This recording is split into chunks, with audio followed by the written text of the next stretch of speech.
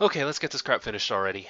So, on a lot of my other videos, you'll find people saying, "Oh, Kudo, why didn't you include this card? This card has an amazing chaos effect." Welp, that's because I collected all the cards I think have pretty decent chaos effects and I added them up here. Every set that I do, I try to sort of exemplify the new mechanic or the new idea that was brought out in the set, and in this set, it is chaotic cards. For those that happen not to know what chaotic cards are, do you know how in face-offs you flip over your card and you add its power to your team power?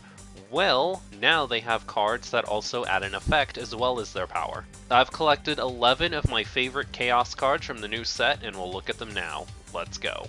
I know I normally start with purple cards, but I want to start by looking at the Discord cards that came out. There was a set of Discord cards that all have the same effect, and they are pretty much the exact same power, the same cost, everything. It's just they released one for every color. This one happens to be the orange one. I don't know why I picked the orange one, but I did.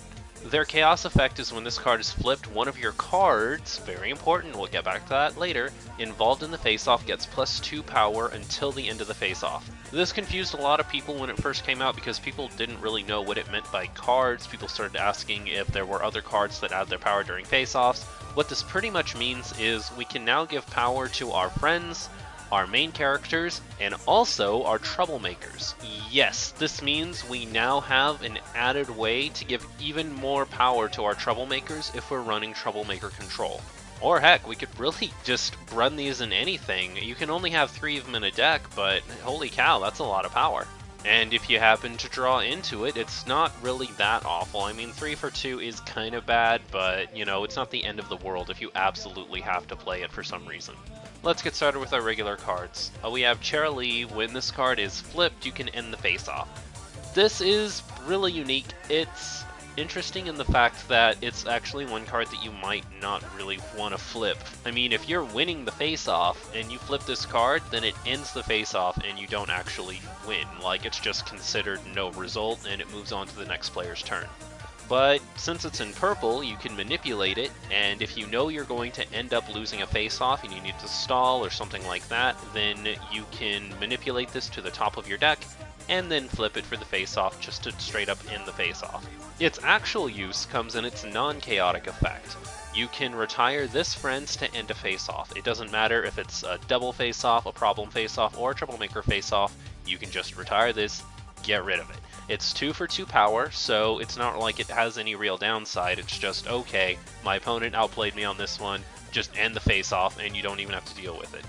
The great thing about this is if it's your opponent's turn when they're doing the face-off, you can just end the face-off. They got their 1 point for completing the problem, and then the problem isn't considered solved. It just moves on to your turn. It's a little useless if you use it on your turn because your opponent's just going to solve it again anyway, but if it's going into your turn, you can manipulate it so that either the face-off doesn't happen or you win this time. Obviously, I can't get away with looking at any of these cards without looking at something that helps out Frighten Control.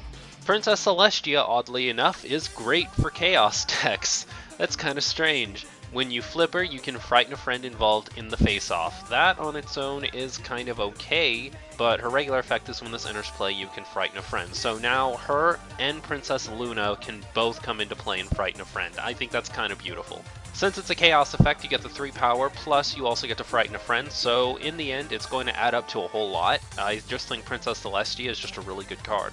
It kinda sucks she only has 3 power, but the effect will make up for it. Coco Crusoe is a smaller version of Big Mac. He's kind of like a Little Mac. Do you get it? His chaos effect is when he's flipped, you can flip an additional card. That can really add up. It's a really good card. I know what you're all thinking. Whoa, they finally gave Orange a good card. I mean, it's been so awful so far. It definitely needed a boost like this. Although chaos effect aside, if it's just in play normally, then it just gives you an additional card flip. It's kind of a downside that you're paying 3 for 2 power, but because it flips an additional card, the one card that you flip is obviously going to have at least 1 power, so it actually pays for itself more than it would if it just had 3 power. You know, speaking of Big Mac, we got a Chaos Big Mac, but it's not actually an orange card, which is interesting. Not only is it a yellow card, but it's a critter. When it's flipped, you can put one friend involved in the face-off back into its owner's hand, which is arguably good. If your opponent played something that has a good on-play effect, like, I don't know, Pinky Sparkle Surprise can run Pinky Responsibility Pie, you could go with Princess Luna, Princess Celestia for the Frighten. As long as it's not something really bad like that that has a good on-play effect, then you can send it back to your opponent's hand and they have to pay for it again. This is especially good against orange and blue decks who just play really big, beefy, powerful ponies that don't actually have really cheap cards that they can just keep playing. And then its normal effect is when this enters play, you may put a friend into its owner's hand. It's literally the exact same one, except it just doesn't have to be involved in the face-off. The only thing that's bad about this, as you can probably see, is the fact that it's just 1 power. But if you're getting rid of something pretty big, it could be useful. Pink got pretty spoiled when it comes to good Chaos cards. We're only going to look at 2 here, but trust me, there are some really good ones. We're going to look at Hoops first. When it's flipped, its Chaos effect is you can take control of one of your opponent's friends until the end of the face-off. This is obviously amazing because not only does your opponent lose that power, but you gain that power. So let's say your opponent has somebody with like 3 power and you put it on your side of the field. Your opponent goes -3, you go +3, so there's a gap of 6 between you. It's kind of like you getting +6 power. It's just phenomenal. It's a really good card. Its regular effect is when this card enters play at a problem, you can take control of an opponent's friend until the end of the score phase, which is also really good because you can use this to solve a problem and then send that pony back, and you don't even have to worry about your opponent like initiating a face-off or something during their next turn. Or if you want to be just super irritating and make your opponent want to rip your cards up and never play with you again, you could use this to take control of a friend and then retire that friend for some kind of effect. One of my favorites is everybody plays Lilac, the 2-cost, 2-power, no color requirement pony, and you could play that getting rid of their friend and get the power boost. And oh, it's so good. It's so good, guys. It's so good. You could also do it with the general slave driver guy, whoever he was, and get that +1 counter, but like, Lilac is a card that pretty much everybody runs and nobody has a use for. That's a little more like having to build a deck around. It's just really good. Like, Hoops is a really good card, and I think a lot of pink decks are going to start running him. Now let's take a look at Pink's other amazing chaotic card. When this card is flipped, dismiss a friend with 2 or less power involved in the face-off. That is okay, alright. It's a lot of people are going to argue that it's not that good of a card. I think it's good. The only thing that I don't really like about this card's chaotic effect is when this card is flipped, dismiss a friend with 2 or less power involved in the face-off is not an optional effect. So if your opponent does not have a target that you can get rid of, guess what? If you do have a friend with 2 or less power, you have to get rid of one of your own friends instead. Its regular effect is even better though. When this enters play, you may dismiss a friend. This is the new Pinky Responsibility Pie. This is way better than Pinky Responsibility. This is phenomenal compared to Pinky Responsibility Pie because when this comes into play, you can dismiss any friend. You don't have to have it at the same problem. You don't even need to run Pinky Sparkle Surprise anymore. You just play some Tom and you pound something. You know, I just realized what I said. Please, please don't use the term pounding some Tom during an MLP match, especially not around kids. Oh my god, what am I doing? Although it's kind of their fault for giving a card Rolling Rock as its thing, which is a beer company. I don't know what they're doing anymore. Maybe MLP is for adults. So, where was I again? Oh yeah, alright, so this is better than Pinky Responsibility Pie because it can get rid of any in-play friend. It doesn't just have to be at the problem that it's at, and it costs 1 less. People are going to argue that you shouldn't play this because it's only got 1 power. Well, the other one only has 2 power and costs 4, so it's the exact same power gap, and normally what you do is you play something like this and then get rid of it with something like Catch Me or something that makes you sacrifice a friend anyway, so it doesn't really matter in the long run. Moving on to white, we're actually looking at a whopping 3 cards from white. Oh boy!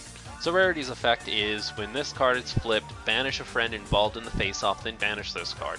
This is obviously one of the best cards you could possibly flip in the entire game. It only gives 1 power, but you're banishing a friend, okay? 1 friend is just straight up gone from the game, never to return.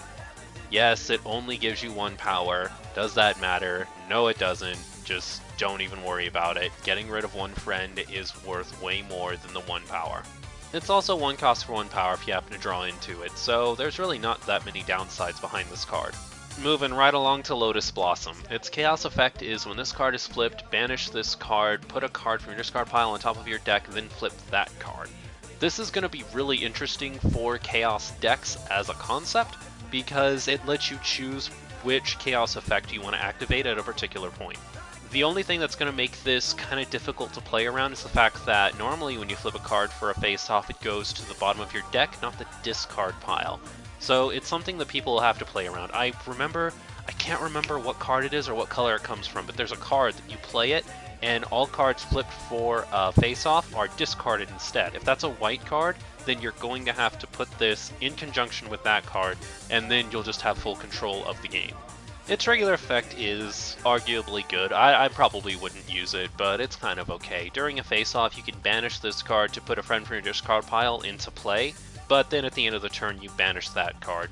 It can be kind of okay because later in the game, you're going to be reaching your home limit, and it's not really going to matter that you have to get rid of your friends because you wouldn't have enough space for them anyway. So you could potentially play this and then put a really big, beefy, like 4-power pony in play in its place, and then at the end of the turn, you just get rid of them both so you don't have to discard anything for your home limit. Kind of okay. I think I'd rather just run something that's overall good, just straight up has good power, but, you know, if it's something you wanted to go for, I could understand why. The last card we're going to look at is the new Sapphire Shores. Sapphire Shores is another card that we play a lot, but we don't actually use. So its effect when you flip it is you can select one friend with an accessory on it and double their power until the end of the face-off. Obviously, if you throw this in with something like blue or orange that already comes out the gate with like 4s and 5s and 6s, then you can double its power and it's really good. I don't know. Its regular effect is this card has +2 power for each of your accessories, and this can get pretty darn good.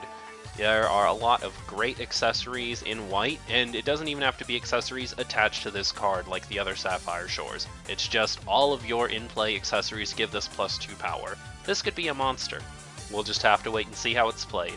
A huge thank you to everybody who managed to sit through all 7 parts of my set review, even though it took me like 2 weeks to complete. A shout out to Interplay for giving us a decent set finally. And even a thank you to everybody who only managed to sit through like 1 or 2 of these. You're all the greatest regardless. Leave me your thoughts on the set in the comments section below, especially the chaotic cards that I looked at today. Please leave this video a like if you enjoyed it, those things really do help us out. And finally, subscribe to stay up to date on the latest Kudo news. I really kind of want to move on from MLP videos for a while, but they gave us a lot of really good stuff, so I'm going to put a couple of my other things on hold, and we're going to look through at least a few of the deck ideas that I have.